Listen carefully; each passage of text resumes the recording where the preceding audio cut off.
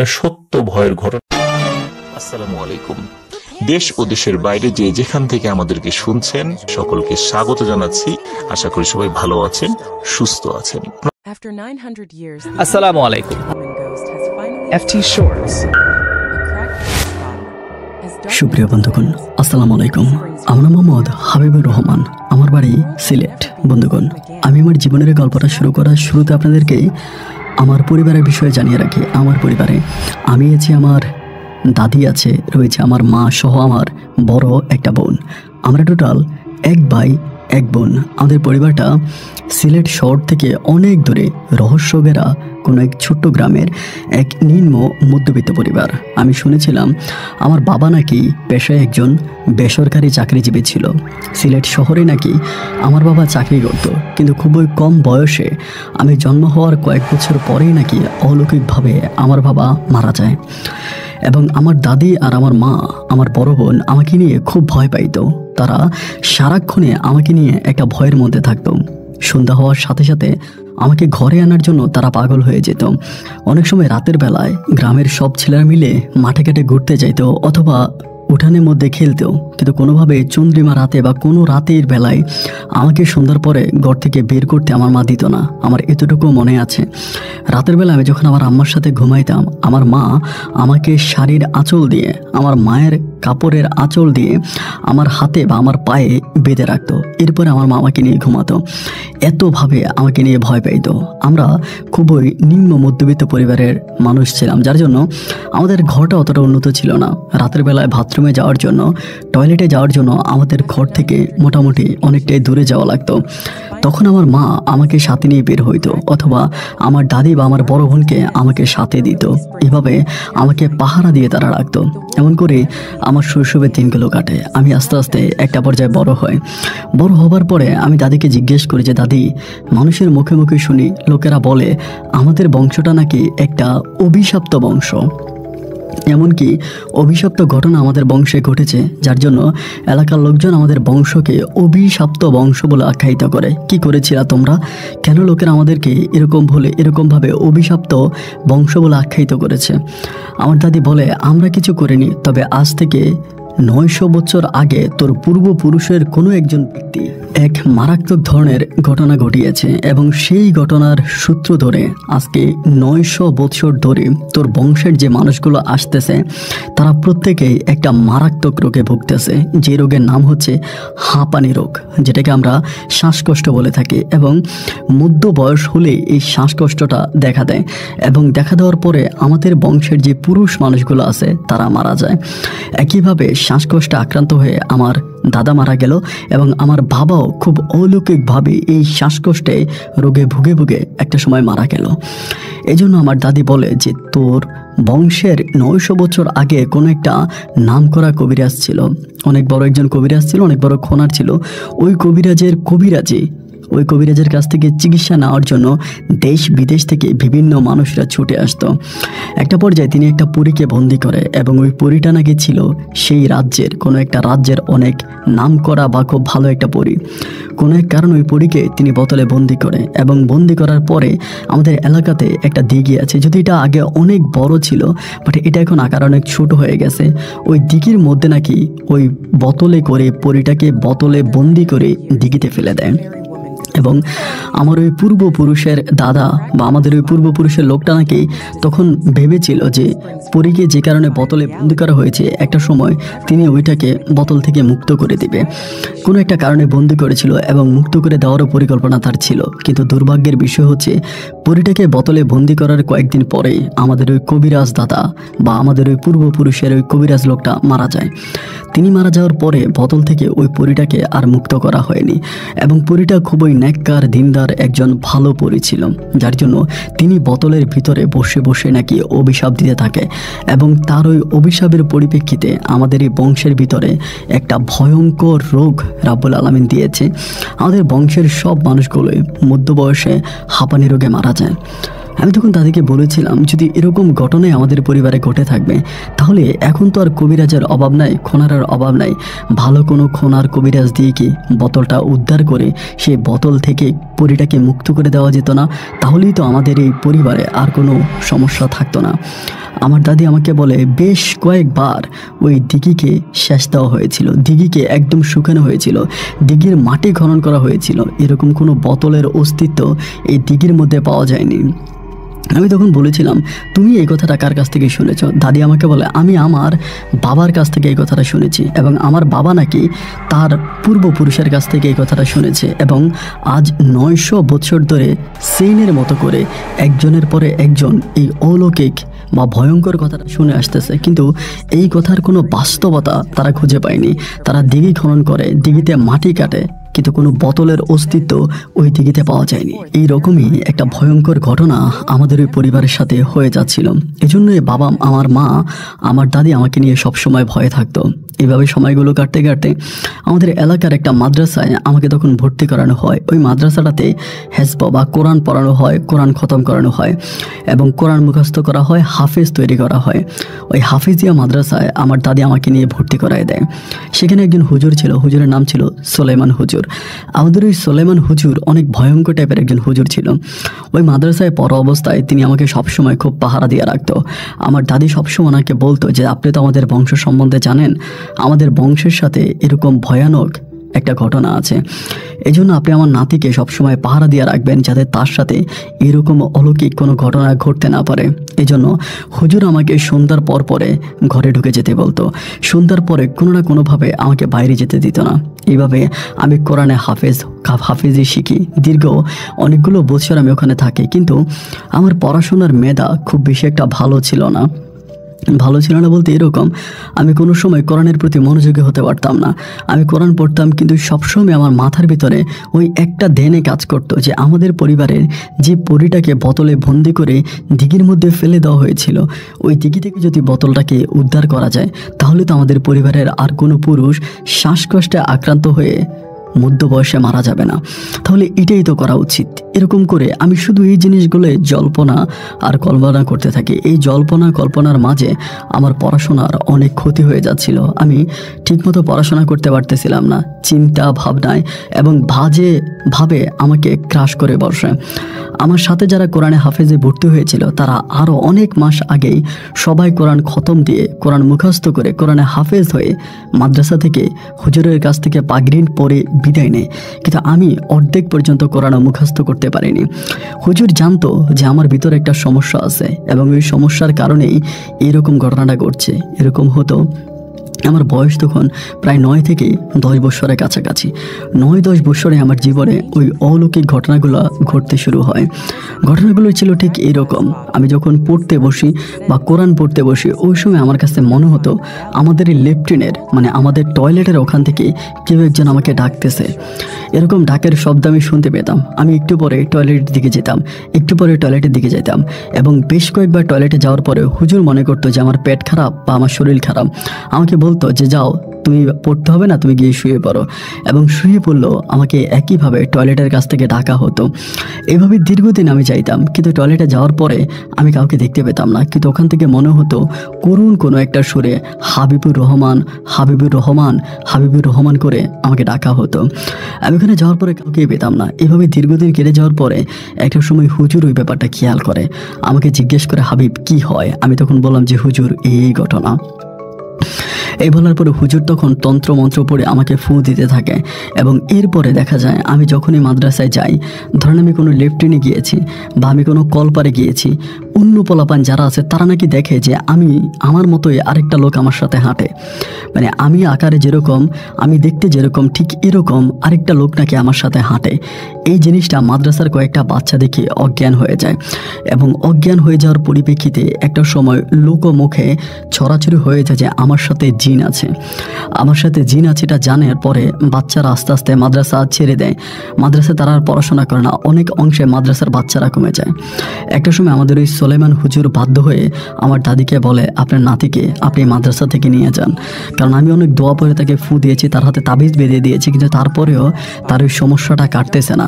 মাদ্রাসার সব বাচ্চারা বলে, আমিও অনেকদিন দেখেছি তার সাথে একটা জিন সরাসরি সম্পৃক্ত আছে, ওই জিনটা তার সাথে হাঁটে, এবং সে খাইতে বসলে জিনটাও খাইতে বসে, সে হাঁটলে ওই জিনটাও তার সাথে হেঁটে বেড়ায়। এই জিনিসগুলো আমার মাদ্রাসার অনেক বাচ্চারাই দেখতে পেয়েছে, এবং সেখান থেকে তারা সিদ্ধান্ত নিয়েছে তারা এই মাদ্রাসায় পড়াশোনা পড়াশোনা করবে না। আমার মাদ্রাসার বাচ্চার সংখ্যা একেবারেই কমে গেছে। আমি আপনাকে অনুরোধ করে বলি, আপনার নাতিকে আপনি আমার এখান থেকে নিয়ে যান। সর্বোপরি আমাকে মাদ্রাসা থেকে বের করে দেওয়া হয়। মাদ্রাসা থেকে বের করে দিলে পরে আমি আমার দাদির কাছে চলে যাই এবং তখন আমি আমার দাদির সাথে থাকতে শুরু করি। কিন্তু আমার ভিতরে বারবার এই জিনিসটাই জাগতেছে।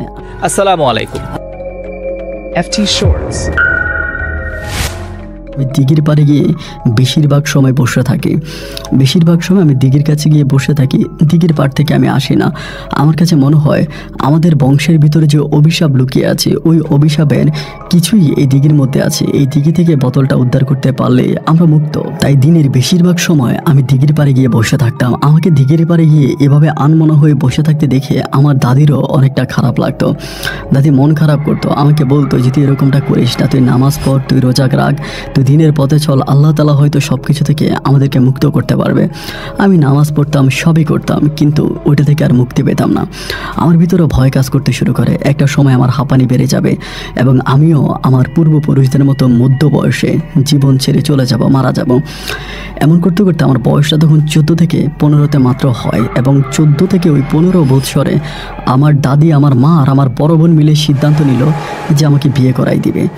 আমার বয়স তখন সবে মাত্র 14-15। ওই বয়সে তারা আমাকে বিয়ে করার জন্য উঠে পড়ে লাগে। আমি বললাম আমি এখন বিয়ে করব না, আমার বিয়ে করার কোনো ইচ্ছা নাই। আমার মাঝে যে সমস্যাগুলো আছে আমি এগুলোকে সমাধান করব এবং ইনশাল্লাহ আল্লাহ যতটুকু হয় দিয়েছে আমি বেঁচে থাকব। কিন্তু আমার দাদি আর আমার মা, আমার বোন কোনোভাবে আমার কথা শুনতে রাজি নয়। তারা আমাকে বিয়ে করার জন্য উঠে পড়ে লেগেছে, আমার জন্য মেয়ে খুঁজতেছে। একটা পর্যায়ে আমি চিন্তা করলাম আমার এই পরিবারকে, আমার এই বংশকে আমার এই দুর্দশা থেকে বাঁচাতে হবে। যেই কারণে একদিন আমি হঠাৎ করে বাড়ি থেকে পালিয়ে যাই। পালিয়ে আমি বাড়ি থেকে চলে যাই সিলেট শহরে এবং সিলেট শহরে বর্তমান যে মাজার আছে, আমি ওই মাজারে তখন থাকতে শুরু করি এবং মাজারের একজন ছোটোখাটো খাদেম হিসাবে আমি তখন কাজ করি। মাজারের অন্য ব্যক্তিগুলো আমাকে খাদেম হিসাবে, খাদেমি ভাই হিসাবে তাদের সাথে আমাকে থাকার ব্যবস্থা করে দেয়। আমি তাদের সাথে থাকি এবং থাকার পরে আমি খাদেমের কাজ করি, বিভিন্ন জায়গায় যাই, আমি খাদেমের কাজ করি এবং এমন করে সময়গুলো কাটতে কাটতেই তারাও আমাকে অত্যাধিক ভালোবাসতো, আমার সময়গুলো কাটতো। এরকম করে আমাদের ওই সময় আপনার সিলেটের ওই মাজারে একজন বড় ফিস সাহেব ছিল, তাকে সবাই ফির বলে ডাকতো। ওনার কাছে আমি তখন আমাদের এই পারিবারিক ঘটনাগুলো খুলে বলি যে এই ঘটনা এবং যার জন্য শ্বাসকষ্টে আমাদের পরিবারের অনেক মানুষগুলো মারা যায়। আমার দাদি আমাকে এই কথা বলেছিল। 15 বছর বয়স আমাকে জোর করে বিয়ে দিতে চাওয়ার কারণে আমি বাড়ি থেকে পালিয়ে মাজারের শরণাপন্ন হই। তিনি আমাকে বলে জন্ম মৃত্যু এই তিনটাই আল্লাহর হাতে। একটা মানুষ যখন পৃথিবীতে জন্মগ্রহণ করে আল্লাহ অবশ্যই তার বয়সটা নির্ধারণ করে যে পৃথিবীতে এতদিন সে বেঁচে থাকবে। এর একদিন আগেও লোকটা মারা যায় না, একদিন পরেও লোকটা মারা যায় না। যতটুকু সময় আল্লাহ বেঁধে দেয় ওই সময়ের মধ্যেই বা ওই সময় শেষ হলে লোকটাকে আল্লাহ তাআলা নিয়ে যায়। সুতরাং যেই কথা তুমি আমাকে বলেছো এগুলো কাল্পনিক, এগুলো অবাস্তব এবং এই অবাস্তব কথার কোনো ভিত্তি নেই। উনি আমাকে এমন করে বলে, ওনার কাছ থেকে আমি কোনো রকমের কোনো সহযোগিতা পাই না। বেশ কয়েক বছর আমি ওই মাদ্রাসায় আর ওই মাজারের ভিতরে আমি খাদেমের কাজ করি। মাজারের ভিতরে বেশ কয়েকবার খাদেমের কাজ করার পরে আমাদের এখানে নতুন একজন খাদেম যোগ হয়। ওর বাড়ি হচ্ছিল চিটাগংয়ে, ওর নাম ছিল হচ্ছে লিয়াকত নামের আমার লিয়াকত ভাই যখন আমাদের সাথে ওই মাজারে খাদেমের কাজ করে, লিয়াকত ভাই আমাকে বলে, দেখো ভাই তুমি যে সমস্যার কথাটা বলেছো এই সমস্যাটা কিন্তু সত্য। হয়তো ফির সাহেব ওই সমস্যাটা তোমাকে সমাধান দিতে পারবে না বা তিনি হয়তো তোমাকে অন্যভাবে বুঝিয়েছে, কিন্তু আমাদের এলাকাতে একজন হিন্দু কবিরাজ আছে। তুমি সেই হিন্দু কবিরাজের শরণাপন্ন হলে পরে এই জিনিসটা থেকে তুমি মুক্তি পাবা। তুমি যদি মনে করো তুমি যাবা, আমি তোমাকে একদিন সাথে করে নিয়ে যাব। আমি তখন সেই লিয়াকত ভাইয়ের কথা শুনলাম। লিয়াকত ভাইয়ের কথা শুনে আমি বললাম, ভাই আপনি যেভাবেই পারেন আমাকে আপনার এলাকাতে ওই হিন্দু কবিরাজের শরণাপন্ন করেন এবং আমি ওই হিন্দু কবিরাজের কাছে যাব, গিয়ে পরে আমি এটা থেকে মুক্তি নিতে চাই। আমার পুরো বংশের পূর্বপুরুষ যারা ভুল করেছে তাদের ওই ভুলের সমাধান আমি করতে চাই। আমার ভবিষ্যৎ প্রজন্মে যারা আসবে আমি তাদেরকে এই পৃথিবীতে অনেক বছর বেঁচে থাকার সুযোগ দিতে চাই, আপনি আমাকে নিয়ে চলেন। এভাবে বেশ কয়েক মাস কাটার পরে একদিন লিয়াকত ভাই সিদ্ধান্ত নিল যে তাদের ওই হিন্দু ঠাকুর বা কবিরাজের কাছে তিনি আমাকে নিয়ে যাবে, কিন্তু আমাকে শর্ত বেঁধে দিল যে এই কথা যাতে আমি কারোর সাথে শেয়ার না করি, এটা যেন আমি ভুলেও কাউকে না বলি। আমি ওনার কাছে ওয়াদাবদ্ধ হয়েছে, ভাই এই কথা আমি কারো কাছে বলবো না, আমি কাউকে এটা জানাবো না, আপনি এই নিয়ে কোনো টেনশন করবেন না। এই বলার পরে লিয়াকত ভাই তখন আমাকে চট্টগ্রামের এক প্রত্যন্ত এলাকায় নিয়ে যায়, নিম্নবিত্ত একটা এলাকায় নিয়ে যায়। এখন সেখানে একটা মন্দির আছে, ওই মন্দিরের কাছে তিনি নিয়ে যায় এবং নিয়ে যাওয়ার পরে ওই মন্দিরের যিনি কবিরাজ বা ঠাকুর উনি লিয়াকত ভাইকে চিনার পরে লিয়াকত ভাইকে বলে, কিরে কি হয়েছে? লিয়াকত ভাই বলে এই ঘটনা। সব ঘটনা শোনার পরে তিনি বলল, আমি তো এই ছেলের কোনো চিকিৎসা করতে পারবো না, তবে হ্যাঁ আমি আসলে এই কথাটা সত্য কিনা মিথ্যা আমি এটা যাচাই করে দিতে পারবো। তুইও আজকে রাতে থাক, সেও থাকুক, রাত 11টার পরে তোরা আমার বৈঠকখানায় বা আমার মন্দিরে আসিস, সেখানে এসে আমি কিছু একটা করার চেষ্টা করব। রাত্র প্রায় 11:30টার দিকে আমরা এক জোড়া নারিকেল নিয়ে ওই মন্দিরে শরণাপন্ন হলাম এবং মন্দিরে শরণাপন্ন হওয়ার পরে যিনি কবিরাজ ছিলেন বা ঠাকুর ছিলেন, ওই ঠাকুর মহোদয় আমাদেরকে কাছে ডাকলেন। ডাকার পরে তিনি বলল, নারিকেলটা চলো, নারিকেলটা কাটো। আমি 2টা নারিকেলে কাটলাম, কেটে নারিকেলের ভিতরের যে অংশটা সেটাকে বের করলাম, মানে নারকেলের যে উপরের যে আবরণটা আছে আবরণটা সরিয়ে 2টা বলের মতো আমি 2টা নারকেলের সামনে রাখলাম। রাখার পরে তিনি বলল, তুমি একটা কাজ করো, নারকেলগুলো আমার মাথার মধ্যে পাগড়ি ছিল, আমি কিন্তু ওই সময় পাগড়ি পরতাম, বলে পাগড়ি দিয়ে নারকেলগুলো ঢেকে দাও। আমি তখন নারকেল দিয়ে মানে নারিকেলগুলোর উপরে আমার ওই মাথার যেই চাদরটা ছিল এটা নারিকেলের উপরে বিছিয়ে দিলাম। বিছিয়ে দেওয়ার কিছুক্ষণ পরে, বেশি না প্রায় 2 থেকে 3 মিনিট পরে আমার কাছে মনে হলো যে নারিকেলের ভিতর থেকে আগুন বেরোচ্ছে এবং এই আগুন বের হয়ে আগুনে আমার যেই মাথার যেই চাদরটা ছিল এটা পুড়ে যাচ্ছে। আমি পিছনের দিকে দৌড় দিলাম। ইনি মুহূর্তের মধ্যে ওনার হাতে পানি ছিল, ওই পানি এটার উপরে ছিটাই দিল। ছিটাই দিয়ে বলল, পাশেই একটা দিঘি আছে। আমাকে আর আমার ওই লিয়াকত ভাইকে বলল, দিঘিতে গিয়ে এই নারিকেল 2টা সহ তোমার যে গামছাটা বা যেই মাথার চাদরটা পুড়ে গেছে সব কিছু ওখানে ফেলে দিয়ে আসো। আমরা মুহূর্তের মধ্যে ওইদিকে গেলাম, যাওয়ার পরে এটা দিঘির মধ্যে ফেলে দিলাম।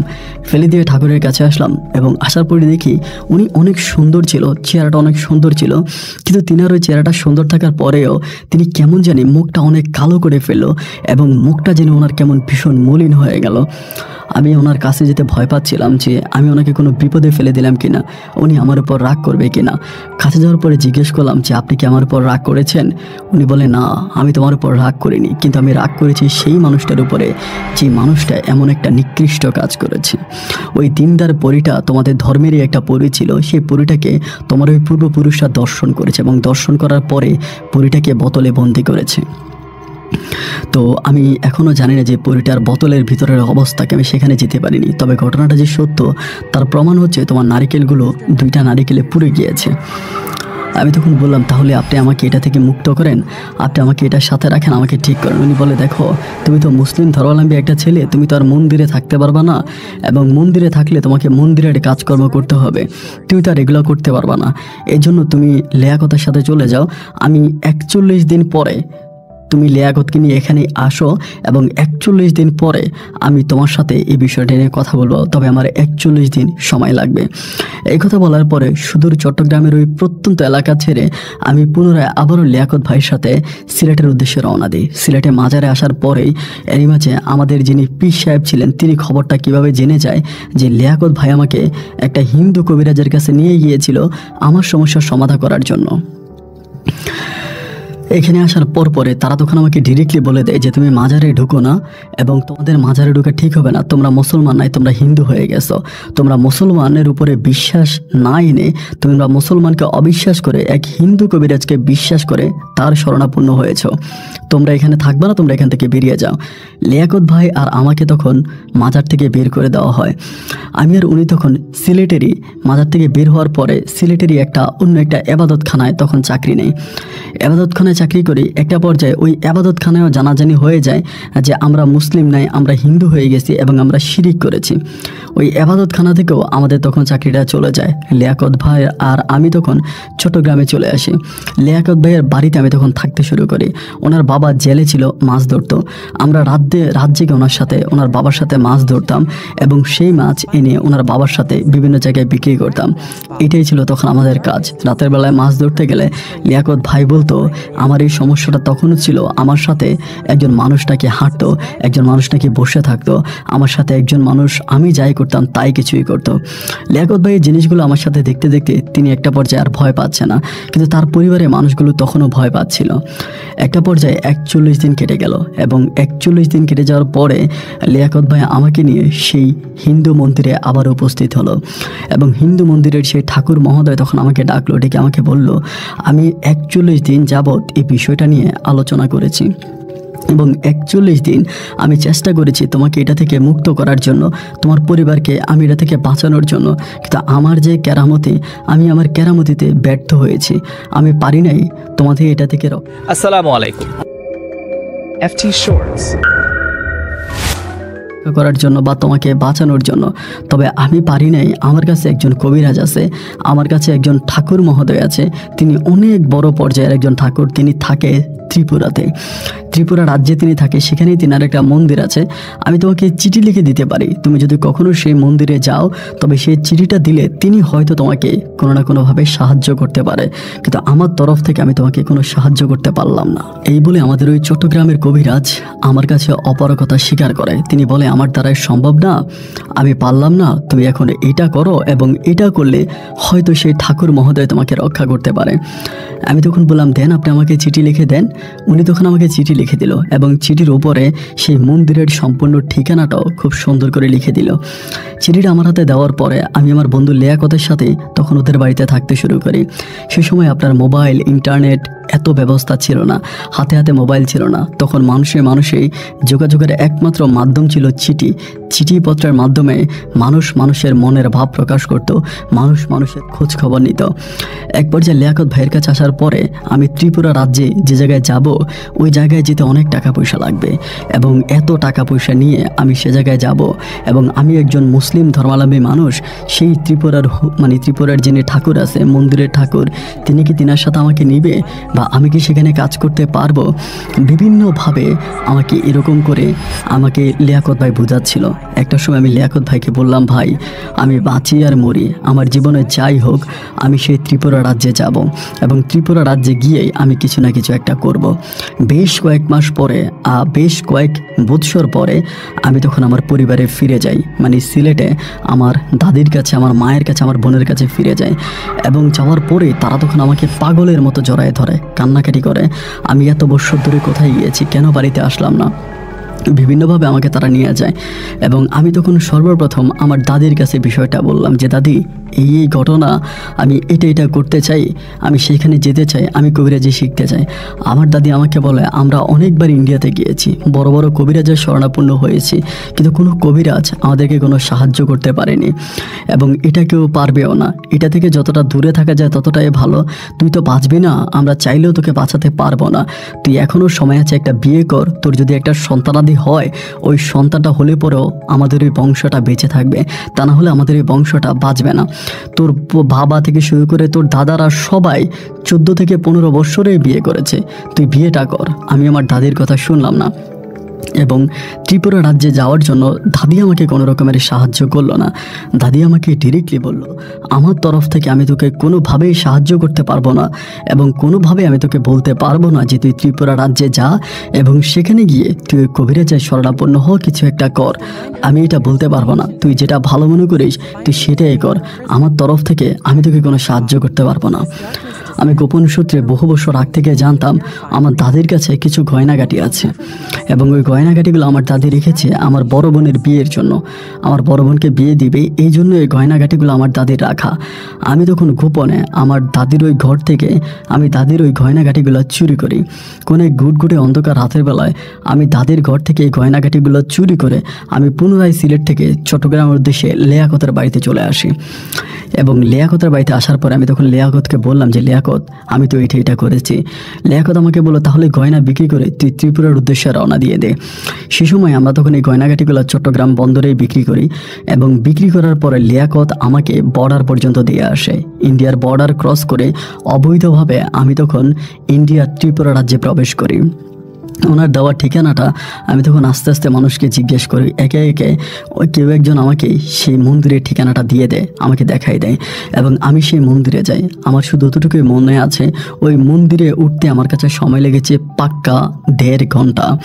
1.5 ঘন্টার সময় লেগেছে শুধু আমার ওই মন্দিরে উঠতে। মন্দিরটা এতটাই উঁচা ছিল, এতটাই বড় ছিল, আমার কাছে মনে হচ্ছিল আমার দৃষ্টিতে বা আমার উঠা সবচেয়ে উঁচু পাহাড় হচ্ছে এই মন্দির। ওই মন্দিরে উঠে আমি সত্যি ভয় পেয়ে গিয়েছিলাম যে এত বড় মন্দির হয় কি করে। আমি সেই মন্দিরে যাই এবং যাওয়ার পরে সেই ঠাকুরের শরণাপন্ন হই, এবং একটা ঠাকুরের শরণাপন্ন হয়ে আমি এই ঠাকুরের কথা জিজ্ঞেস করি। তিনি তখন আমাকে বলে, ইনি আমাদের মন্দিরে ছিল, আমাদের মন্দিরেই তিনি থাকতো, কিন্তু এখন তিনি এই মন্দিরে থাকে না, তিনি অন্য একটা মন্দিরে থাকে। আমাকে অন্য একটা মন্দিরের ঠিকানা দিল। আমি বললাম ঠিক আছে, অন্য মন্দির ঠিকানাটা আমাকে দেন। ঠিকানাটা দেওয়ার পরে আমি তখন সেই মন্দিরের পথে হাঁটতে শুরু করি ওই ঠাকুর মহোদয়ের উদ্দেশ্যে।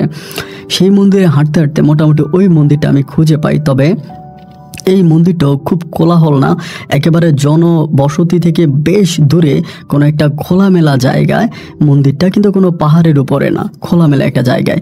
ওই মন্দিরে যাওয়ার পরে আমার হাতের ওই চিঠিটা আমি তখন ওই ঠাকুর মহোদয়ের কাছে দিই। দেওয়ার পরে তিনি আমার চিঠিটা খোলে এবং চিঠিটা তিনি পরে তিনি আমাকে বলে, তুমি বাংলাদেশ থেকে এসেছো কেমন করে? আমি তখন বললাম যে আমি এইভাবে এসেছি, আমার আসার গল্প আমি ওনাকে বলি। উনি বলে, প্রথমে তো তুমি এসেছো অবৈধভাবে, এটা তোমার ঠিক হয়নি। আর অন্য কথা হচ্ছে, তুমি যে আমার কাছে এসেছো, তুমি কি জানো আমি একজন হিন্দু ধর্মের মানুষ, আমি একজন মন্দিরের ঠাকুর, এটা তুমি জানো? আমি বললাম যে জানি ঠাকুর মহোদয়, এটা জেনে আমি আপনার কাছে এসেছি। তিনি আমাকে বলে, তুমি তো মুসলিম ছেলে, আমার চিরিকে কাজ করতে হলে তোমাকে আমার ধর্ম অনুযায়ী আসতে হবে এবং আমার ধর্ম অনুযায়ী তুমি কাজ করতে হবে। আমি যেসব মন্ত্র পড়াবো ওই সব মন্ত্রই তোমাকে পড়তে হবে। তুমি তোমার ধর্মের কথা চিন্তা করলে কিন্তু তুমি আমার ধর্মীয় কাজগুলো করতে পারবা না। তো তুমি চিন্তা করে দেখো যে তুমি এটা করবা নাকি কোনো মুসলিমের কাছে যাবা, এটা তোমার ইচ্ছা। আমি তখন বললাম, দেখেন, এটা তো একরকম ঔষধ আমার জীবন বাঁচানোর জন্য, এবং আমার ধর্ম লেখা আছে জীবন বাঁচানো ফরজ। আর আমি আমার এই জীবন বাঁচানোর যদি ফরজ কাজটাই করি, সেটা আমি যে কোনোভাবেই করতে পারি। আমি তো আর আপনার ধর্ম গ্রহণও করছি না, আমি আপনার ধর্মে যাচ্ছিও না, শুধু আপনার দেখানো পথ দিয়ে আমি হেঁটে আমার পরিবারকে আমি এটা থেকে মুক্ত করব। তখন আমি সর্বপ্রথম এই ঠাকুরের মুখে জানতে পারি যে এই ঘটনা ঘটিয়েছে, ওনার নাম ছিল আব্দুল সোবাহান। আব্দুল সোবাহান ছিল আমার ওই পূর্বপুরুষের মানুষটার নাম, যিনি আজ থেকে 900 বছর আগে এই ঘটনা ঘটিয়েছে। এবং আব্দুল সোবাহান শুধু আপনার বাংলাদেশ নয়, এশিয়া মহাদেশের মধ্যেই তিনি নাম করা একজন কবিরাজ ছিলেন। ওনার কবিরাজের ক্ষমতায় এতটাই বেশি ছিল, উনি স্পষ্টভাবে মাটিতে বসেই আসমানের বিভিন্ন জিনিস উনি দেখতে পেত এবং গ্রহ নক্ষত্রে উনি অলৌকিকভাবে যেতে পারত। শুধু তাই নয়, ওনার সামনে থেকে কোনো জিন বা কোনো পরী, কোনো ভূত নাকি যেতে পারে নাই। তিনি এতটাই ক্ষমতাধর একজন ব্যক্তি ছিলেন। ওনার বংশের মানুষ হয়ে আমি এরকম একজন ঠাকুরের কাছে এসেছি। ঠাকুর নিজেও আমাকে বলে যে আমি খুবই ধন্য যে আমার মতো একজন নগণ্য ব্যক্তির কাছে আপনি সুদূর বাংলাদেশ থেকে আমার এক পরিচিত ঠাকুরের মাধ্যমে আপনি আমার কাছে এসেছেন। যাই হোক, আমার তরফ থেকে, আমার জায়গা থেকে আমি চেষ্টা করব আপনাকে এটা থেকে মুক্ত করার জন্য। কতটুকু করতে পারবো কি পারবো না এটা একমাত্র ভগবানই জানে। তবে হ্যাঁ, আমি যে কাজগুলো আপনাকে করতে বলবো, আপনি খুবই মনোযোগ দিয়ে, আপনার বুদ্ধি মাত্রা দিয়ে আপনি আপনার কাজগুলোকে কমপ্লিট করতে হবে। আমি আপনার সাথে থেকে থেকে আমি আপনাকে দেখাই দিতে পারবো না, তবে আমি আপনাকে দিনের বেলায় কিছু জিনিস লিখে দিব এবং সারা রাতভর আপনাকে এই জিনিসগুলোর উপরে চর্চা করতে হবে। এই জিনিসগুলোর উপরে চর্চা করতে হবে, আপনি করবেন কিনা বলেন? আমি বললাম হ্যাঁ ঠাকুর, আমি করব। তিনি বলল, তাহলে আপনি এই মন্দিরে থাকা শুরু করেন, এখানে আপনার খাওয়া দাওয়া হবে, এখানে সব কিছু হবে, আমরা যা খাই আপনিও তা খাবেন, এবং আপনি এখানে থেকে আপনার কাজ শুরু করেন। আর আপনি যদি নামাজ পড়ার ইচ্ছে হয়, আপনি নামাজ পড়তে চাইলে আপনি আপনার ঘরে আপনার নামাজ পড়তে পারেন, এতে আমাদের কোনো বাধা বিঘ্নতা নাই। তবে আপনি আমাদের সাথে থাকেন, যেহেতু আমার দূর সম্পর্কের এক শিষ্য আপনাকে চিঠি লিখে আমার কাছে পাঠিয়েছে। এরপরে আমি ওই মন্দিরের ঠাকুরের সাথে থাকতে শুরু করি। তিনি আমাকে দিনের বেলায় কিছু জিনিস লিখে দেয়।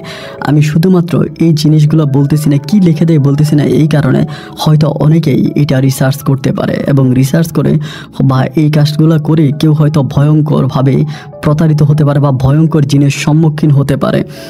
এই জন্য আমি এই জিনিসগুলো বলতে চাই না। তবে তিনি আমাকে দিনের বেলায় এমন কিছু ভয়ঙ্কর কাজ আমাকে লিখে দিত, এবং রাতের বেলায় ওই কাজগুলো করতে আমি শুধু আমার একটা ছোট্ট কথা বলি, যেটা উনি আমাকে একদিন বলেছিল যে আমার পায়ের মধ্যে ইট বেঁধে আমার পায়ের মধ্যে 4টা ইট বেঁধে উনি আমাকে বলেছিল আমাকে পানিতে নামার জন্য, এবং ওই যে একটা দিঘির মতো ছিল ওইটাতে নামার জন্য, এবং দিঘির নিচে আমাকে উনি থাকতে বলেছে এবং ডুব দিয়ে আমাকে এই মন্ত্রটা পড়তে বলেছে, এবং পুরোটা মন্ত্র শেষ হওয়া পর্যন্ত আমি যাতে কোনোভাবে না উঠি, আমার পায়ে ইট বাঁধা, আমি চাইলে উঠতে পারবো না। তিনি আমাকে বলেছিল যে আপনি ভয় পাবেন না যে আপনি মারা যাবেন, এরকম কিছুই হবে না, তবে পায়ে ইট বেঁধে আপনি ওখানে নেমে যাবেন, আপনার মন্ত্র পড়া শেষ হলে আপনি ওখান থেকে উঠে যাবেন।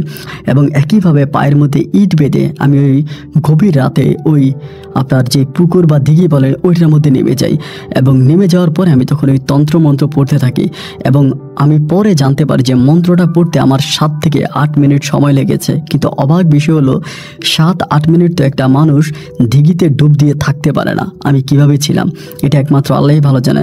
এবং অলৌকিকভাবে 7-8 মিনিট পরে আমার পায়ের মধ্যে যে ইটগুলো বাঁধা ছিল এগুলো আমার পা থেকে খুলে যায়, এবং মন্ত্রের পরে আমি ওখান থেকে সুস্থভাবে আসসালামু আলাইকুম।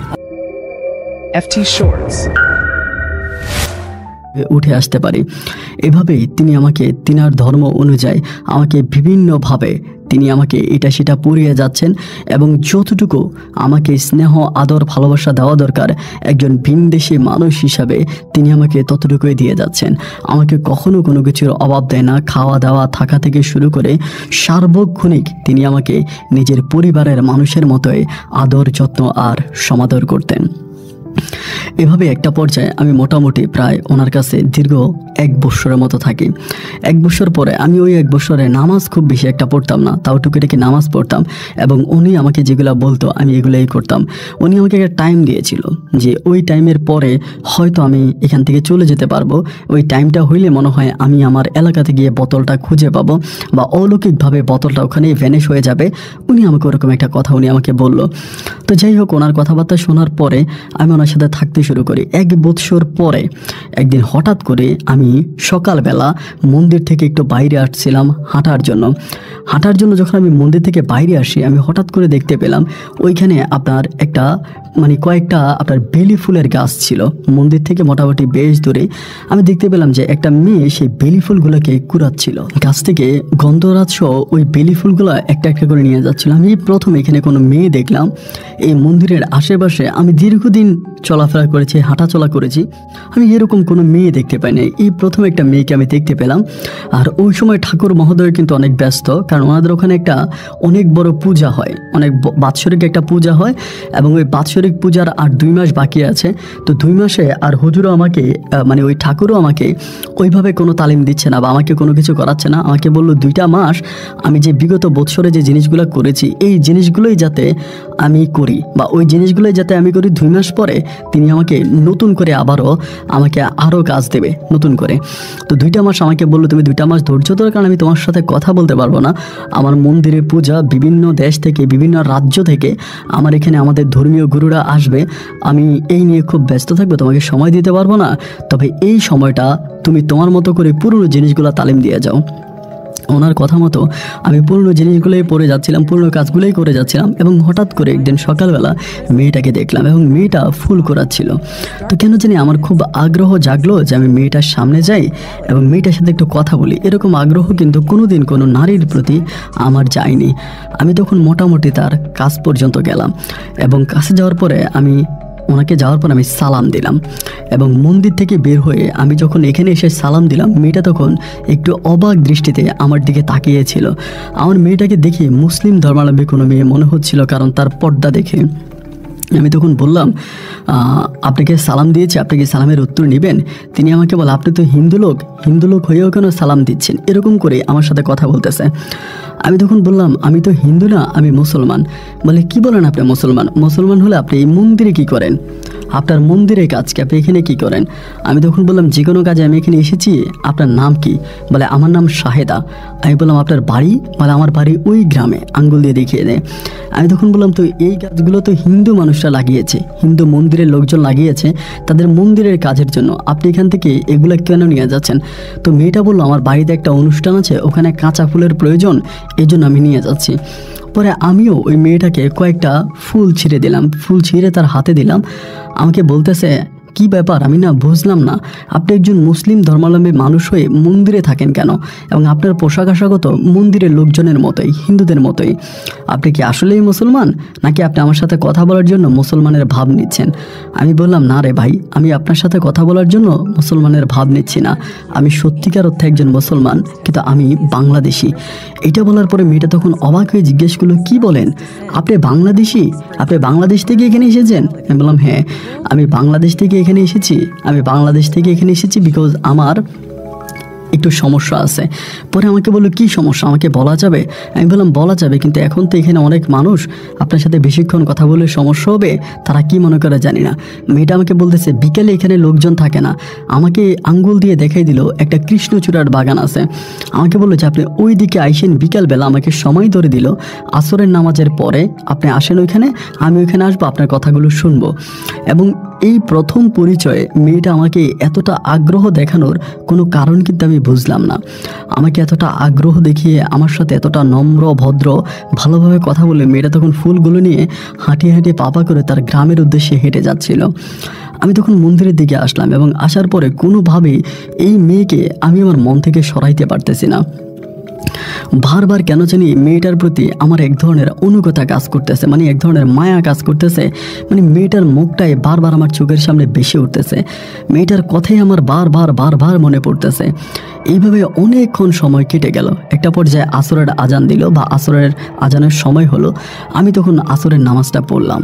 জানি না কেন আমার নামাজ পড়তে খুব আগ্রহ জাগলো। আমি আসরের নামাজটা পড়লাম, আমি আমার ঘরের মধ্যে নামাজ সম্পূর্ণ করলাম। করে আমি সেখান থেকে বের হলাম। বের হওয়ার পরে আমি সেই কৃষ্ণচূড়া বাগানের উদ্দেশ্যে হাঁটতে শুরু করলাম। বাগানের কাছাকাছি যাওয়ার পর আমি দেখি মেয়েটা একটা পোশাক পরে, খুব সুন্দর একটা পোশাক পরে ওখানে বসে আছে। আমি ওকে দেখে অবাক হয়ে গেলাম। আমি বললাম, আপনি এখানে?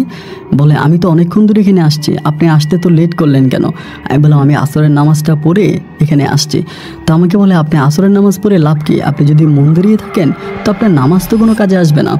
আমি তখন বললাম, দেখেন, আমি তো নামাজ পড়ছি এখন, আর ওই ঠাকুর আমাকে বলেছে আমি নামাজ পড়তে পারবো।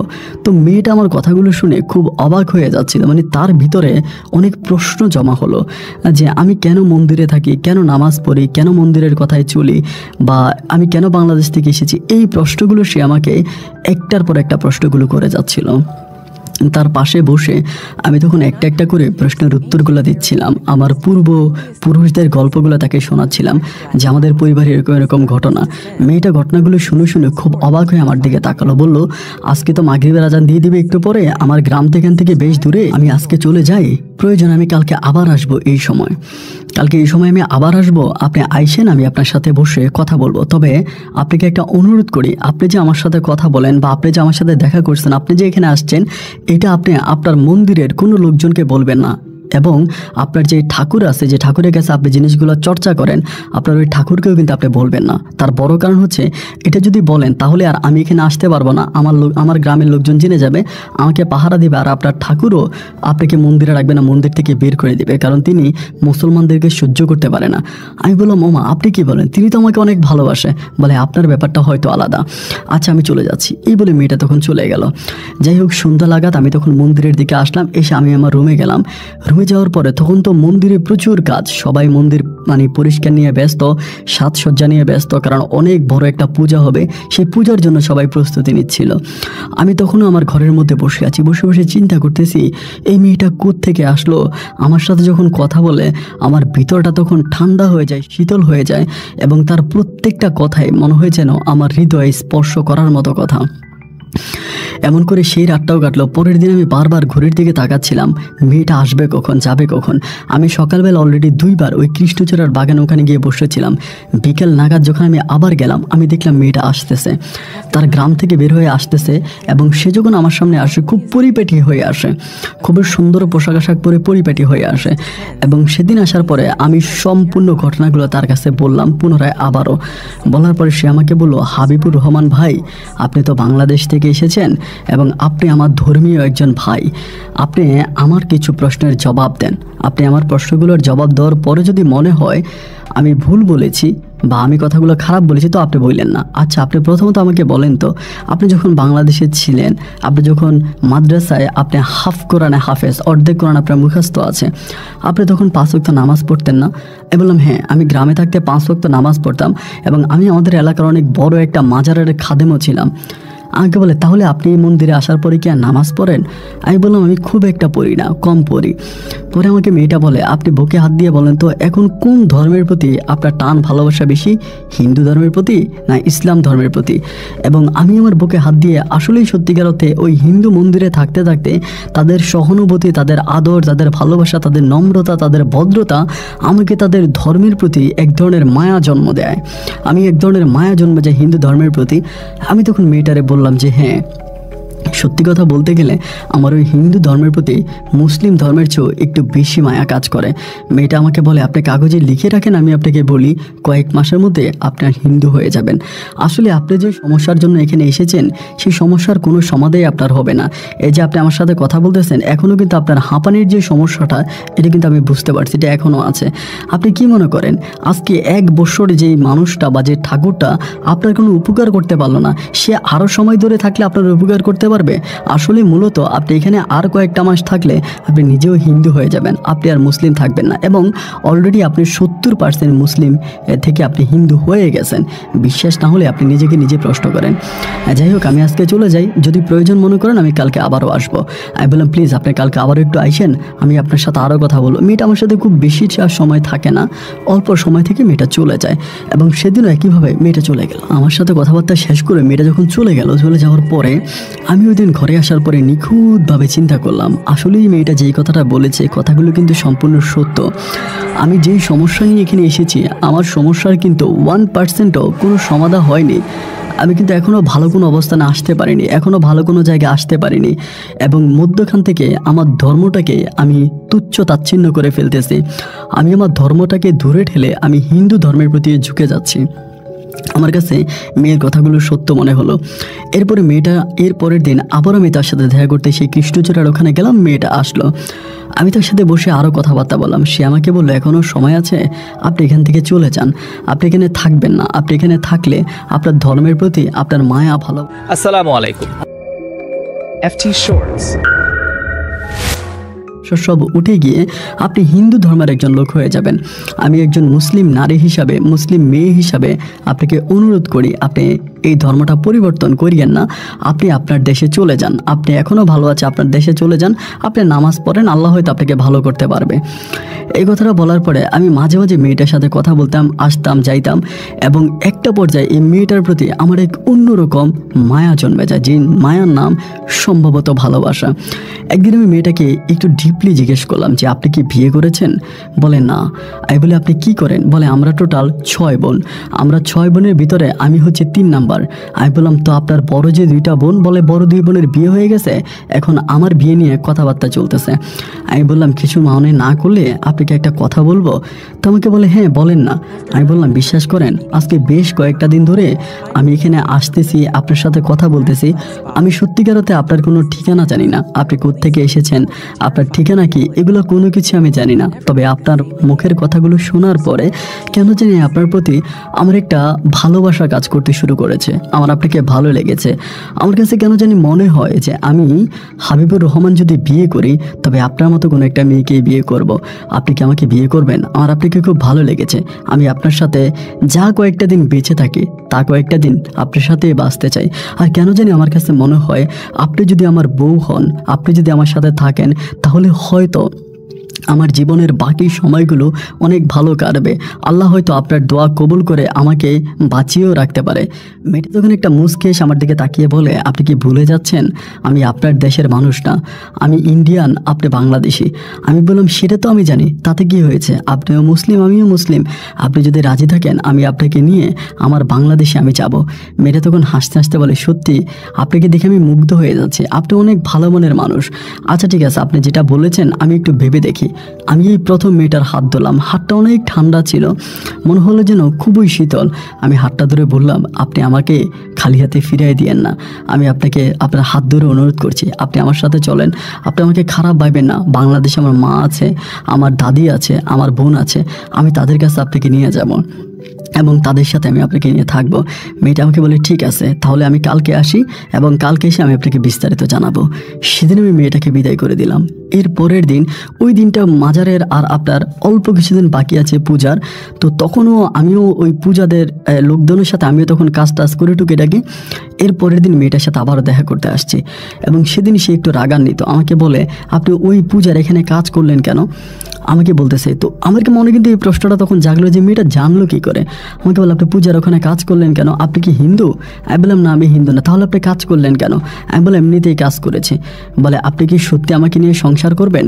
আমি বললাম হ্যাঁ, আমি সংসার করব। মেয়েটা আমাকে বলে বাংলাদেশের প্রতি আমার একটা দুর্বলতা আছে এবং আপনি শুনলে অবাক হয়ে যাবেন যে আমার পূর্বপুরুষরাও বাংলাদেশি। একটা সময় তারা এখানে চলে আসে, কিন্তু আমার পূর্বপুরুষ যারা ছিল তারা কিন্তু বাংলাদেশি ছিল, আমরা বাংলাদেশি ছিলাম, আমরা এখানে চলে আসি।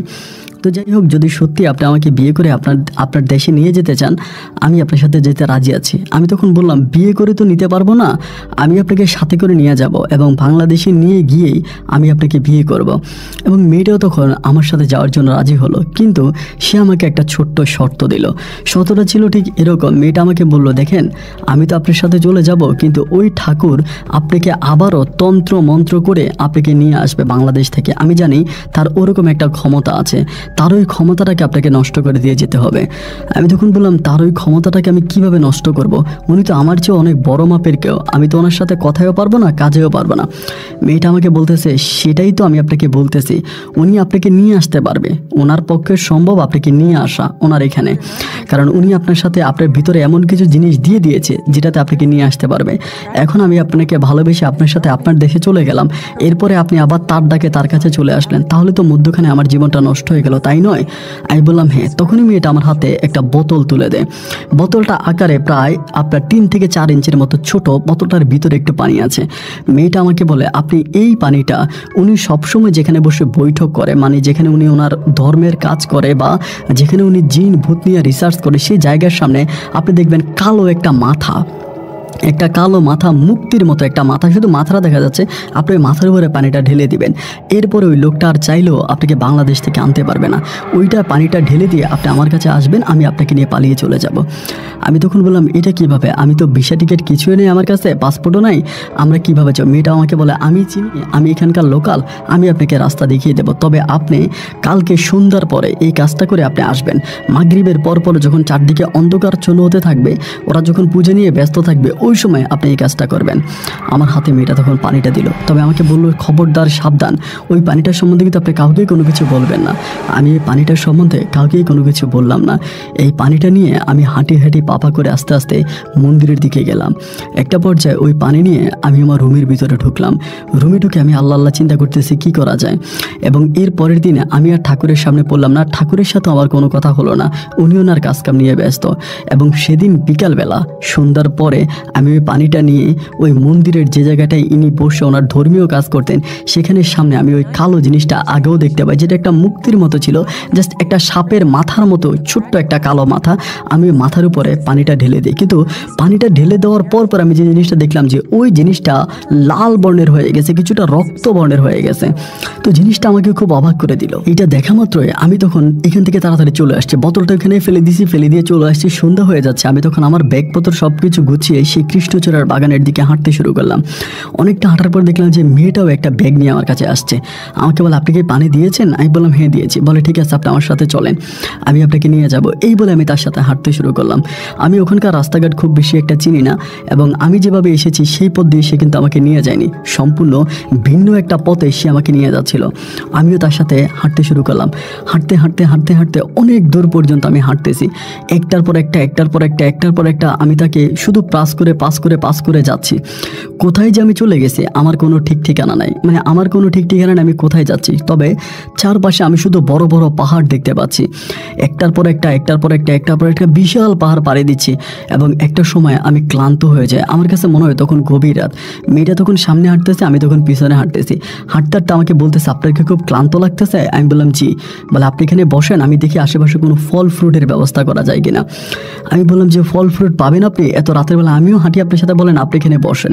বসার পরে ও তখন ফল আনার উদ্দেশ্যে গেল। ও আবার খুব চালাক মেয়ে ছিল, আমাকে বলো নাকি পাকা ফলের গন্ধ লেগেছে। এই কথা বলে ও তখন ফলের উদ্দেশ্যে গেল, কিন্তু ফলের উদ্দেশ্যে যাওয়ার পরে ও আর আসে না। অনেকক্ষণ হয়ে গেল ও আর আসে না। আমি এখানে বসে আছি। একটা পর্যায়ে আমি নিজেও তারে খুঁজতে শুরু করলাম যে কী ব্যাপার, আসে না কেন। অনেকক্ষণ ধরে খোঁজাখুঁজি করার পরে আমি আর তারে পেলাম না। এবং না পাওয়ার পরে একটা সময় সকাল হয়ে যেতে শুরু হলো। এবং এই জায়গাটা একটু বন জঙ্গলের মতো ঘেরা, বন জঙ্গল ছিল। এবং সকালবেলা এখানে মানুষজন আসতেছে, যে মানুষ কাঠ কাটার জন্য আসতেছে, মানে ওইখানকার গাছ কাটার জন্য দেখে মানে কাঠুরিয়া আসতেছে। এবং এইটা বাংলাদেশ এবং ইন্ডিয়ার বর্ডারে, মানে ত্রিপুরা রাজ্যের ওইদিকেই ছিল। পরে আমি মানুষগুলোকে জিজ্ঞেস করলাম যে তারা দেখে আমাকে খুব অবাক হয়ে জিজ্ঞেস করলো, তারা ভাবছে হয়তো আমি বাংলাদেশ থেকে এসেছি বা বাংলাদেশে যাচ্ছি, কারণ এই পথটা ওই কাজেই ব্যবহার করা হয়। পরে আমাকে জিজ্ঞেস করলো আপনার নাম কি? আমি বললাম হাবিবুর রহমান। বলে আপনি কোত্থেকে আসছেন? আমি বললাম আমি অমুক মন্দির থেকে আসছি। তারা বলে কখন? আমি বললাম যে গতকালকে সন্ধ্যার সময় রওনা দিয়েছি, আজকে এইখানে। পরে তারা কোনোভাবেই বিশ্বাস, তারা বলে এইখান থেকে ওই মন্দির অনেক দূরে, আপনি একদিন কেন 3 দিন হাঁটলেও সেই মন্দিরে যেতে পারবেন না। আমি বললাম আপনারা কি বলেন? বলে হ্যাঁ এটা অনেক দূরে, এখান থেকে অনেক দূরে, এত দূরে যাতায়াত তো হাইটে আসা সম্ভব না, আপনি কি বলেন? আমি বললাম আমরা তো মধ্যরাতে এখানে এসে পৌঁছাই গেছি। বলে না এটা সম্ভব না, এটা অনেক দূরে। তখন আমার মনে প্রশ্ন জাগলো, তাহলে এই সাজেদা মেয়েটাকে, এই মেয়েটা কে ছিল? এবং এরপরে আমি না পারতেছি ওই পারে যেতে, না পারতেছি এই পারে যেতে। একটা পর্যায়ে আমি চিন্তা করছি আমি মন্দিরে আবারও যাব এবং এই মেয়ের খোঁজ আমি নেব, মেয়ের বাড়িতে আমি যাব। আমি তাদের সহায়তায় ওখান থেকে পাক্কা 3 দিন, কখনো ঘোড়ার গাড়ি, কখনো এই গাড়ি, কখনো ওই গাড়ি করে 3 দিনে আমি ওই মন্দিরে এসে আবারও পৌঁছাই। আমি লিখিত দিতে পারবো যে কোনোভাবেই সম্ভব না ওই মন্দির থেকে ওই পর্যন্ত হেঁটে যাও। আসসালামু আলাইকুম। FT Shorts। কিন্তু কিভাবে আমি হেঁটে গেলাম এটা একমাত্র আমি আমার আল্লাহ ভালো জানে। কিন্তু মন্দিরে যাওয়ার আগে, আমি মন্দিরে ঢোকার আগে সর্বপ্রথম যে খবরটা পেলাম, ওই মন্দিরের যিনি আমাকে ঠাকুর বা যিনি আমাকে এগুলো শিখিয়েছেন, তিনি নাকি আজ থেকে 3 দিন আগেই মারা গেছে। মানে যে রাতে আমি এখান থেকে চলে যাই সে রাতেই উনি মারা যায়। সেই রাতের বেলায় উনি মারা যায় এবং ওনার দাহও করে ফেলা হয়। ওনার মৃত্যুর খবরে আমাকে মর্মাহত করে, আমি প্রচণ্ড রকমের কষ্ট পাই। ওনার মন্দিরের পাশে যে গ্রামের ঠিকানা মেয়েটা আমাকে দিয়েছিল শাহেদা, ওই গ্রামের মেয়ে ও আমি সেই গ্রামে যাই।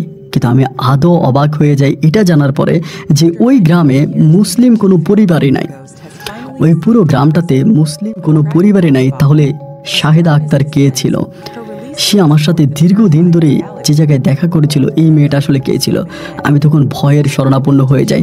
না পারি মন্দিরের আশেপাশে যেহেতু ঠাকুর মারা যাওয়ার পর আমি মন্দির থেকে পালিয়েছি, তাহলে হয়তো মন্দিরের লোকজন ধরে আমাকে মারতেও পারে, আর এই গ্রামেও থাকা আমার পক্ষে সম্ভব নয়। আমি দীর্ঘ 14 দিন পরে পথে ঘাটে হেঁটে হুটে কোনো রকমে আমি পুনরায় আবারও আমার বাংলাদেশে এসে উপস্থিত হই। এবং বাংলাদেশে আমি আমার পরিবার পরিজনের কাছে আসি। আসার পরে তারা তো আমাকে সেই আগের মতোই আবার আমাকে নিয়ে কান্নাকাটি আলোলে ধোলোলে। কিন্তু আমি তখনও বুঝতে পারলাম না এই শাহেদা আক্তার কে ছিল, এই শাহেদা আক্তার আমার সাথে পরিচিত কেন হলো বা তার টার্গেটটা কী ছিল। একটা পর্যায়ে আমি বাংলাদেশে আসি এবং বাংলাদেশে আসার পরে আমার পরিবার তখন আর আমাকে না বিয়ে করায় ছাড়বে না। তারা বলতেছে বিয়ে করাই লাগবে, কারণ বংশ তাদের রক্ষা করতে হবে। এক পর্যায়ে লাকি আক্তার নামের এক মেয়েকে আমাদের পার্শ্ববর্তী গ্রামে আমার দাদি আর আমার বড় বোন মিলে আমাকে বিয়ে করায়। ওই মুহূর্তে আমার বড় বোনেরও কিন্তু বিয়ে হয়ে যায়। আমার মা, আমার বড় বোন, আমার দাদি মিলে আমাকে লাকি আক্তার বলে একটা মেয়েকে বিয়ে করায় এবং আমি ওই মেয়েকে বিয়ে করি। বিয়ে করার পরে তার সাথে আমার বাসর হয়। কিন্তু আমি তাকে আমার ইন্ডিয়ার যে ঘটনাগুলো আমার সাথে ঘটেছে, যে অলৌকিক বিষয়গুলোর শরণাপন্ন আমি হয়েছি, এইগুলো কিন্তু আমি তার কাছে কোনো কিছুই বলি না। এগুলো কোনো কিছু আমি তার কাছে বলি না, আমি জাস্ট এই কথাগুলো শুনে যাচ্ছিলাম। আমি আমার পরিবারের সাথে ওভাবেই তখন আসি। তো বিয়ে শাদী হওয়ার পরে আমার বউ আমার সাথেই আছে। আমি তখনও ওই পরিবারের মাঝে একটা বন্দি ঘরের মধ্যে আমার জীবন কাটতেছে। আমি খুব বেশি একটা বাইরে যাই না। আর ইন্ডিয়ার কথাগুলো যখনই আমার মনে হয়, বিশেষ করে শাহিদার কথা মনে হয়, শাহিদা কে, কেন আসলো, কেন ঠাকুর মারা গেল, কেন আমাকে পানি দিল, এই সব কিছু মিলিয়ে আমাকে নিজেকেই কেন জানি অপরাধী মনে হচ্ছে। আমার কাছে মনে হয় আমি একটা অপরাধ থেকে বাঁচার জন্য আমি নিজেই অনেকগুলো অপরাধের শরণাপন্ন হয়ে গেলাম। কাটি করে তখন বাড়িতে থাকি, আল্লাহ বিল্লাহ করতেছি, আল্লাহ তুমি রহমত করো, যা হবার তা হয়ে গেল। এরকম করতে করতে একটা সময় আমার বউ লাকি আক্তার তখন প্রেগনেন্ট হয়, মানে গর্ভবতী হয়। এবং ও যখন গর্ভবতী হয় আমি ভাবলাম যে হয়তো আমার একটা সন্তানাদি হবে এবং এটা হলে হয়তো আল্লাহ আমাকে রহমত করবে, এরপর আমি মরে গেল আমার সন্তানটা দুনিয়াতে বেঁচে থাকবে। এইরকমভাবে সময়গুলো কাটতে কাটতে একটা পর্যায়ে আমার স্ত্রীর ঘরে, আমার ওয়াইফের ঘরে একটা পুত্র সন্তান হয়। এবং পুত্র সন্তান হওয়াতে আমার দাদি, আমার মা অত্যাধিক খুশি হয়। তারাও চাচ্ছিল যে আমার যাতে পুত্র সন্তান হয়, তাদেরও টার্গেট ছিল পুত্র সন্তান, কারণ পুত্র সন্তান হলেই তো বংশটা ঠিক থাকবে।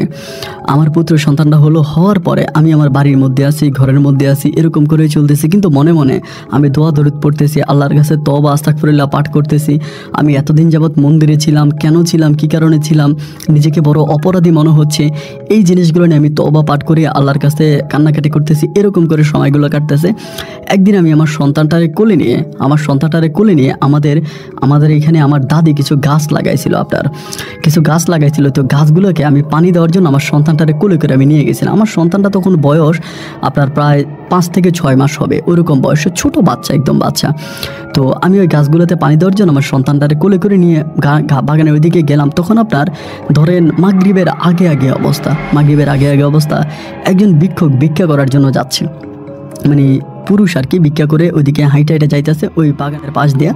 পরে আমি মনে দেখে ডাক দিলাম, কেউ, সালাম দিলাম। পরে দেখলাম যে একজন মানে সিরা বিরা টাইপের একটা লোক আমার দিকে তাকিয়ে আছে। তাকিয়ে থেকে বলতেছে কি ব্যাপার। আমি বললাম যে এইদিকে আসেন। পরে ডাকছে, বললাম কে আপনি, মানে আমার সুন্দর হয়ে যাচ্ছে লোকটার সাথে একটু কথা বলি, একটু ভয় লাগতেছে এই জন্য। পরে কথা বলতেছি, পানি ঢালতেছি। পরে আমি বললাম যে আমি কিন্তু আবার ওই ঘর থেকে আসার সময় কিছু খাবার আনছিলাম, যে কিছু পিঠা আনছিলাম, যে পানি টানি দেওয়া যদি সুযোগ পাই তাহলে পিঠাগুলো খাবো। তো আমার তো পানি দিতে সন্ধ্যা হয়ে গেল। পরে আমি লোকটারে বললাম যে আপনি তো ভিক্ষা করে আসছেন সারাদিন, আমার এখানে কিছু পিঠা আছে, পিঠাগুলো নিয়ে যান, এই পিঠাগুলো আপনি খাইলে আল্লাহ আমার জন্য দোয়া করেন। আমি তখন পিঠাগুলো ভিক্ষুকটাকে দিয়ে দিলাম। তো ভিক্ষুকও পিঠাগুলো খেয়ে খুশি হয়ে গেল, আমার সাথে অনেক দাঁড়াই ছিল, কথাবার্তা বললো। একটা সময় চলে গেল। এই ভিক্ষুকটা চলে যাওয়ার পরে আমি তখন বাড়িতে আসলাম। আসার পরে আমার ওয়াইফকে নিয়ে সন্তানকে আমি রাতের বেলা ঘুমাইলাম। ওই সময় কিন্তু আমার দাদি জীবিত আছে, কিন্তু দাদি অনেকটা বয়স হয়ে গেছে, অনেকটা ভেঙে পড়ছে। তো সন্তানের নিয়ে ঘুমাইলাম। হঠাৎ করে রাতের বেলায় আমি ওই ফকিরটাকে স্বপ্নে দেখতেছি, যে ফকিরটাকে আমি পিঠা দিয়ে দিয়েছিলাম। ওই ফকিরটা আমাকে বলে, দেখ আমি তোর কাছে তো পিঠা চাই না, তুই আমাকে পিঠা দিলি কেন, আমাকে তুই পিঠা কেন দিলি? তো তোর কাছ থেকে তো আমি পিঠাটা পাইলাম, পাওয়ার পরে আমি তোর একটা উপকার করতে চাই। আমি জানি তুই কী কারণে আমারে পিঠা দিয়েছিস বা তোর দুঃখটাকে, আমি তোর দুঃখটা দূর করতে চাই। তবে আল্লাহ তো তোকে আর এইভাবে মাফ করবে না, তোর বংশকে এইভাবে মাফ করবে না। একজন লোককে তোর বলিদান করতে হবে। তুই যদি একজন লোককে বলিদান করিস তাহলে সেই পরিটার হাত থেকে তোর পুরো বংশটা বেঁচে যাবে। আমি স্বপ্নের মধ্যেই সেই ফকিরটাকে জিজ্ঞেস করলাম, একজন লোককে আমি কিভাবে বলিদান করব, কাকে করব? বলে তুই যাকে সবচেয়ে বেশি ভালোবাসিস তাকে তোর বলি দিতে হবে। আমি বললাম আমি তো সবচেয়ে বেশি ভালোবাসি আমার সন্তানটাকে, আমি সন্তানটাকে সবচেয়ে বেশি ভালোবাসি। বলে তুই তোর ওই সন্তানটাকে যেই দিঘির মধ্যে বোতলে ঢুকিয়ে পরিটাকে 900 বৎসর ধরে আটকে রাখা হয়েছে, ওই দিঘির মধ্যে মধ্যরাতের পরে, শবে সাদিকের পরে, মানে এখনকার সময় হিসাব করলে রাত 2টা থেকে 2:30, ওই সময়ে তুই তোর ওই সন্তানটাকে কোলে নিয়ে ওই দিঘির মধ্যে ফেলে দিবি। যদি তোর ওই সন্তানটাকে কোলে নিয়ে তুই দিঘির মধ্যে ফেলে দেস, তাহলে ওই সন্তানের আত্মদানের কারণে, ওই সন্তানের জীবনের বিনিময় তোর ভবিষ্যতের পুরো বংশ রক্ষা হয়ে যাবে, তুইও হয়াতে বেঁচে থাকবি, তোর আর কোনো সমস্যা হবে না। দিঘির মধ্যে সন্তানটাকে বলে দিলে পরে ওই পরিটার আত্মাটা মাপ পাবে এবং তুই ঠিক হয়ে যাবে, আমাকে এটা বললো। অ্যান্ড এই কথা বলার পরে আমি তখন চিন্তা করলাম যে কি করা যায়, এবং আমার ঘুমটা ভেঙে গেল। ঘুমটা ভেঙে যাওয়ার পরে আমার পুরোটা শরীর তখন ঘামাচ্ছিল। এখনকার মতো তো ফ্যান এসি তখনকার ছিল না, হাত পাকা ছিল। আমি হাত পাকা দিয়ে বাতাস করতেছি। আমার বউ তখন ওইটা বলে, কি হয়েছে আপনি এরকম ঘামাচ্ছেন কেন? আমি বললাম না, আমার শরীরটা ভালো লাগতেছে না। এবার আমার তো হাঁপানির সমস্যা আছে, এরপরও আমাকে পানি এনে দিল, গরম পানি দিলাম, আমি গরম পানি খাইলাম। খাওয়ার পর আমি একটু উঠানে গিয়ে বসলাম, বসে চিন্তা করতেছি কি করা যায়। একটা সময় সকাল হয়ে গেল, ফজরের আজান দিল, আমি ফজরের নামাজটা পড়লাম, পুরা বাড়িতে আসছি, কারোর সাথে কোনো কথা বলি না, চুপচাপ নীরব। দাদি জিজ্ঞেস করে কি হয়েছে, তোর কি হয়েছে, আমি দাদিরই কোনো কিছুই বলি না। মা জিজ্ঞেস করে, আমার ছোট বোন জিজ্ঞেস করে, আমার বড় বোন জিজ্ঞেস করে কি হয়েছে কি হয়েছে ভাইয়া, আমি কিছুই বলি না। যাই হোক, আমি তখন আস্তে আস্তে করে সারাটা দিন কেটে গেল, সন্ধ্যা হয়ে গেল। তবে আমার কাছে কেন জানি মনে হচ্ছিল যে ফকিরে আমাকে যে স্বপ্নটা দেখিয়েছে, এই স্বপ্নটা সত্যি, স্বপ্নটা সত্যি। এবং ওই স্বপ্নের কথা চিন্তা করে আমি তখন রাতের বেলায় আস্তে আস্তে করে গভীর রাত যখন হয়ে গেল, মোটা শোবে সাদিকের দিকে আমি তখন আমার সন্তানটা ঘুমাইতে অবস্থায় সন্তানটারে কোণে নিলাম। আমার টার্গেট হচ্ছে আমি ওই সন্তানটাকে নিয়ে দিঘিতে ফেলে দিব, এবং যেটা আমাকে ওই যিনি আমাকে স্বপ্নে বলেছে তিনার পরিপ্রেক্ষিতে আমি সন্তানটাকে ফেলে দিলে আমার বংশ বেঁচে যাবে, আমিও বেঁচে থাকবো। এই কথা চিন্তা করে আমি সন্তানটাকে কোলে নিয়ে আস্তে আস্তে দিঘির দিকে যাচ্ছিলাম। আমার ওয়াইফ তখন ঘুমিয়েছিল। দিঘির পাড়ে আমি যাওয়ার পরে হঠাৎ করে আমার সন্তানের ঘুমটা ভেঙে গেল। ও তখন কান্নাকাটি করতে শুরু করছে, এবং কান্নাকাটি করতে শুরু করাতে দিঘির এক পারে আমাদের একটা আবাদতখানা ছিল, ছোট একটা মসজিদ ছিল। আমাদের গ্রামের সবাই মসজিদে নামাজ পড়তে দিঘির এক পারে। তো বাচ্চাটার কান্নাকাটি শোনার পরে হঠাৎ করে আমি দেখলাম যে মসজিদ থেকে জানি কেউ একজন হাতে হারিকেন নিয়ে এদিকে আসতেছে। দেখার পরে আমি ভয় পেয়ে গেলাম। আমি আর বাচ্চাটারে ফালাইলাম না ফালে আমি বাচ্চাটা নিয়ে কান্না করতেছি, অজরে কান্না করতেছি। একটা পর্যায়ে দেখলাম যে উনি হচ্ছে আমাদের মসজিদের ইমাম সাহেব, একজন শেষ বয়স্ক লোক, মুরব্বী টাইপের একটা লোক। উনি দেখতেছে আমি সন্তানটা নিয়ে কাঁদতেছে দিঘির পারে। আমারে বলে, কি ব্যাপার হাবিবুর, তুমি তোমার ছেলেরে নিয়ে এখানে আসছো কেন, তো রাতের বেলায় কান্না করতেছো কেন? আমি বললাম, হুজুর আমি আমার সন্তানটারে ফালাই দিব দিঘিতে। বলে, আরে কি বলো, তুমি তোমার সন্তানকে দিঘিতে ফালাই দিবা, তুমি কি পাগল হইছো নাকি, কি হয়েছে তোমার? আমি তখন কাঁদতে কাঁদতে ওখানে বসে গেছি। বসে গিয়ে হুজুরকে বলতেছি, হুজুর এই ঘটনা, আমার জীবনের সব ঘটনাগুলো আমি ওনাকে বললাম যে হুজুর এই ঘটনা। উনি আমাকে বলে, তুমি সন্তানটারে দিঘিতে ফালাই দিলে, যিনি তোমাকে স্বপ্ন দেখিয়েছে তিনি কি ভালো কোনো কিছু করেছে? একটা মানুষের জীবন দিয়ে তো বলির মাধ্যমে তো কোনো কিছু হয় না। এটা একটা তুমি তোমার সন্তানকে এখানে ফেলে দাও, সন্তানকে হত্যা করা। আর সন্তানকে হত্যা করে কোনো কিছু থেকে রক্ষা পাওয়া যায় না, এটা কোরআনেও হারাম বলেছে, এটা সম্পূর্ণ হারাম কাজ। তুমি এই হারাম কাজ আর কইরো না। এমনি জীবন অনেক অন্যায় করছো, হিন্দু মন্দিরে গেছো, সেখানে তাদের ধর্মীয় কাজ করেছো, অনেক ক্ষতি করেছো, নিজের ক্ষতি আর করো না। আল্লাহ তোমাকে হয়াত যতটুকু দিয়েছে তুমি ততটুকুই বেঁচে থাকবা, একদিনও বেশি বাঁচবা না, আর এর আগেও তুমি মরবা না। যে কথাটা আমাকে আজ থেকে বহু বছর আগে হযরত শাহজালাল সাহেবের মাজারের লোকটা বলেছিল, পীরটা বলেছিল, সেম কথা আমার হুজুরটা বলে তুমি সন্তানটা নিয়ে বাড়ি চলো, আমার সাথে চলো। উনি আমাকে জোর করে আমার সন্তান নিয়ে বাড়িতে নিয়ে গেল। নিয়ে গিয়ে বলো, সন্তানটা তোমার বউয়ের কোলে দিয়ে তুমি আমার সাথে আসো। আমি গিয়ে দেখি আমার বউ উঠে বসে আছে। আমার বলে, তুমি বাচ্চা নিয়ে কই গেছো? বলে, কান্না করতেছে, ওরা নিয়ে একটু হাঁটতে গেছিলাম। পরে বউয়ের কোলে বাচ্চাটা দিয়ে আমি তখন আসলাম। আসার পরে তিনি আমাকে মসজিদে নিয়ে গেল, নিয়ে আমারে বললো, তুমি উজু করো। আমি উজু করলাম। তিনি আমাকে নিয়ে তাহাজ্জুদের নামাজটা পড়লো। তাহাজ্জুদের নামাজটা পড়ে তিনি বসে আমাকে বলল, দেখো সব কিছুর সমাধা পবিত্র আল কোরআন। এই আল কোরআন সব কিছুর সমাধা, অর্ধেক কোরআন তোমার ভিতরে আছে। উনিও একজন কোরআনে হাফেজ ছিল, যিনি আমাকে এই কথাগুলো বললো। তিনি আমাকে বললো যে প্রতি রাতে তুমি এই কোরআনটা পড়ো, কোরআনটা তুমি মুখস্থ করো, কোরআনে হাফেজ তুমি হও, এবং তুমি এই কাজগুলা করো। তিনি আমাকে কিছু আমল শিখাই দিল, যে আমলগুলার কথা কোরআনের মধ্যে উল্লেখ আছে, যে এই আমলগুলা করলে বান্দা বিপদ থেকে মুক্তি পায়, আল্লাহ তার বান্দাকে বিপদ থেকে রক্ষা করে ওই আমলগুলা করলে। ওই আমলগুলো তিনি আমাকে শিখাই দিল। আমি তখন আমার কোরআনের যে বাকি অর্ধেক আছে, আমি তখন বাকি অর্ধেক কোরআন ওই বয়সে মুখস্থ করতে শুরু করলাম ওনার কাছে, এবং রাত জেগে আমি ওনার সাথে আমল শুরু করে দিলাম। দীর্ঘ প্রায় 1 থেকে 1.5 বছরের মধ্যে আমি কোরআন খতম মুখস্থ হইল আমার, এবং ওনার ওই আমলগুলো করতে শুরু করলাম। এখন ওই আমলগুলো রাতের বেলা এরকম হয়েছে যে আমি প্রতি রাতে আমলগুলো করি, এবং প্রতি রাতে এই আমলগুলো করতে করতে আলহামদুলিল্লাহ আল্লাহর রহমতে, আল্লাহ তাআলার রহমতে আজকে আমার বয়স প্রায় 70-এর কোটায় এসে দাঁড়িয়েছে। আমি এখনও বেঁচে আছি, আমার সন্তানও বেঁচে আছে। আমার সন্তানকে আমি কোরআনে হাফেজ বানিয়েছি। আমার আর কোনো ছেলে মেয়ে হয়নি। আমার দাদি মারা গেছে, আমার মা মারা গেছে, আমার বোনটাও মারা গেছে, কিন্তু আমার সন্তান আমি রেখেছি। সে এখন একজন কোরআনে হাফেজ এবং সিলেটেরই একটা মসজিদে ইমামতি করতেছে, এবং আমার ছেলে বিভিন্ন জায়গায় ওয়াজ মাহফিলও করে। আলহামদুলিল্লাহ আমার ওই হুজুরের কথায় আমি এক নতুন জীবন পেয়েছি। আমার জীবনে কি ঘটেছে, কি ঘটলো, কি হলো, এগুলোর হিসাব আমি আজও মিলাতে পারিনি। আজও গভীর রাতে আমি এই হিসাবগুলোর সন্ধানে খুঁজে বেড়াই। আমার ছেলে আমাকে একটা দামি মোবাইল ফোন কিনে দিয়েছে, যেখানে আমি ওয়াজ শুনি। সেখানে আমি আপনার গল্পগুলো পেয়েছি, আপনার কথাগুলো শুনেছি, এবং আমার কাছে মনে হলো যে আমি আপনার সাথে বিষয়গুলো শেয়ার করি। আমার সন্তানের উসিলায় লাবিব আহমেদ আমার সন্তানের নাম। আমি আমার লাবিব আহমেদের উসিলায় আপনাকে আমি আমার কথাগুলো লিখলাম, ওর সহযোগিতায় কথাগুলো লিখলাম। আপনি যদি মনে করেন আপনি গল্পটা প্রচার করতে পারেন, আমি আমার সন্তান, আমরা সিলেটে অমুক জায়গায় থাকি। ভাই ভালো থাকবেন, আসসালামু আলাইকুম। আসসালামু আলাইকুম। FT Shorts.